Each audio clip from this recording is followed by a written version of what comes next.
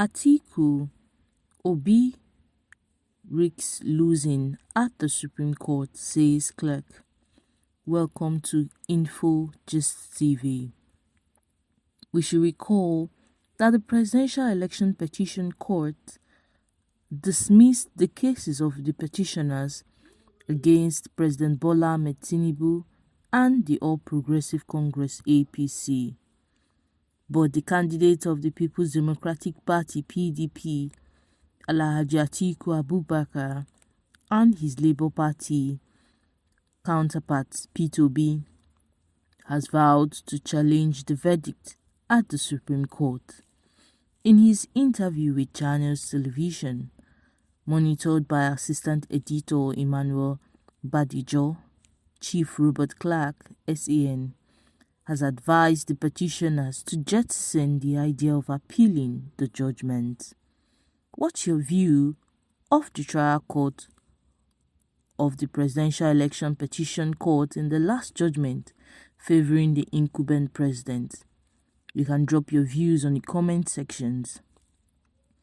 However, the SAN, Chief Robert Clarke, said his personal view and beliefs that has been enriched with experience in the dispensation of justice at the bar. He further said that he has a very belief that the unanimous judgment of the Court of Appeal is unassailable.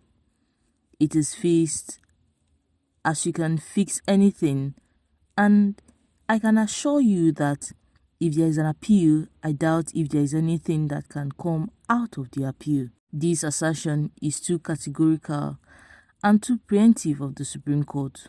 Why did you say so? The interviewer asked.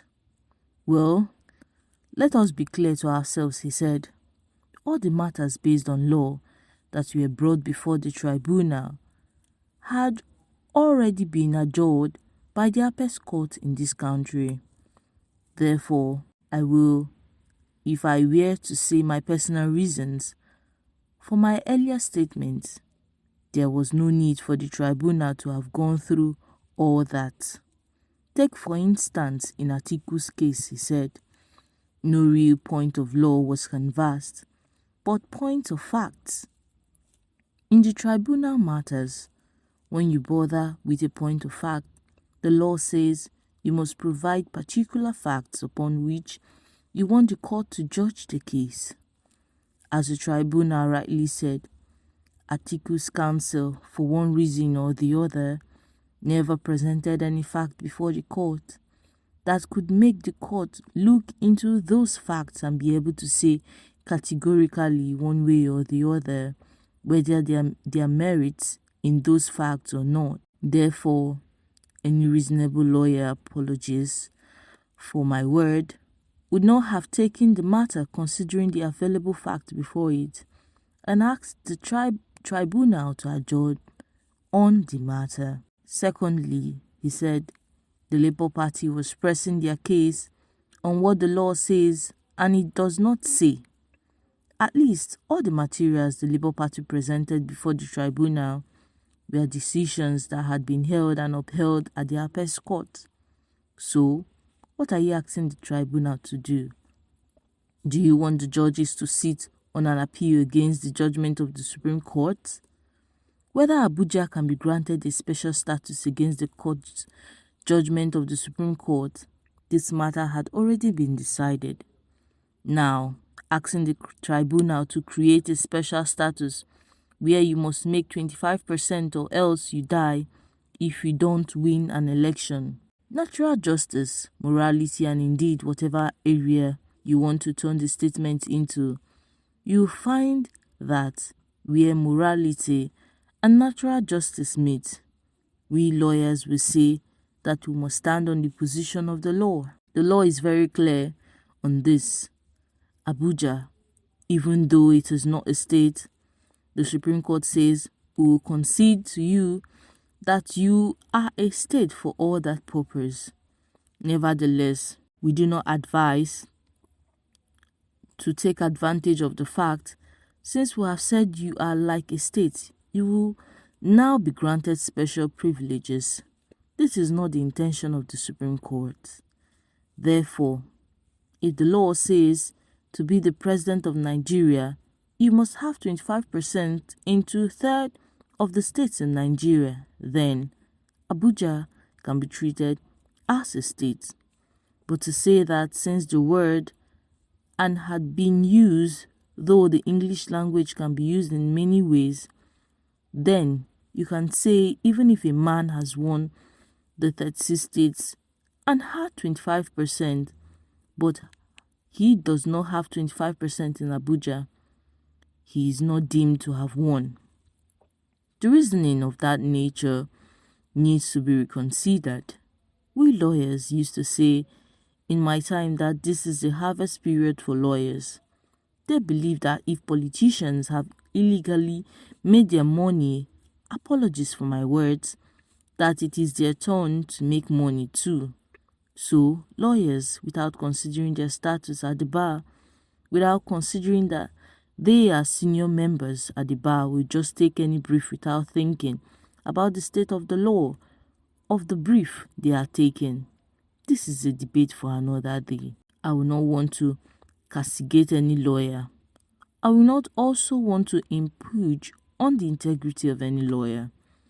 If Robert Clarke and if I were briefed to take the brief of one of the appellants, I will refuse it. I'll make them know that in the area of law, Tinubu has been found not guilty of having been convicted. Tinubu has not been found guilty of having no certificates to contest. This Abuja matter has been decided in 3 or 4 other cases. In view of several decided cases and the positions of Section 299 of the Constitution, I know that the petitioners may not be satisfied with the presidential election petition's position. How do you think we can then resolve something that has become like a mischievous reasoning into the positions of the Constitution? It will not be a mischievous reasoning. I do not think any court will say that. How can you say that a man who has the majority votes, a man who won the 36 states, cannot be pronounced president because he did not win one state? It means you're giving that state a special privilege in the Constitution. And the Supreme Court has consistently said that Abuja, you are not a state, but we'll concede to you that you're a state where we feel you should be regarded as a state. One of the circumstances is this one. If you want to produce 25%, then it should not mean that by that privilege you supersede all other states. It is more than absurd. I believe no reasoning tribunal will hold that line of position.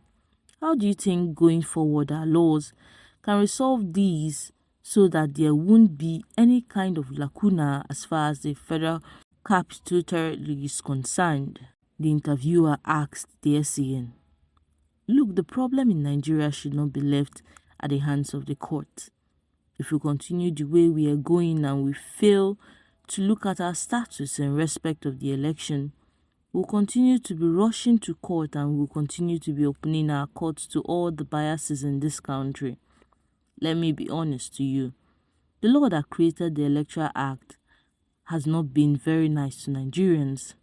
Number one, how can you say that the Independent National Electoral Commission, INEC, which is considered as the electoral umpire, is right in whatever it does in the course of conducting the election because of the Evidence Act? The Act says any action showing that any act being done by a government agency or by the government will be presumed to be correct.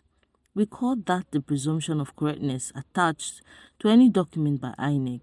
So, if INEC comes to court and says, I conducted this election, these are the papers I used, and they are correct, there is a presumption immediately that the court will hold that it is correct. Now, the whole burden of proof shifts to all those who are challenging the document to show evidence. And that was what the court was saying. The tribunal said, look, you know the law, being lawyers of many years standing.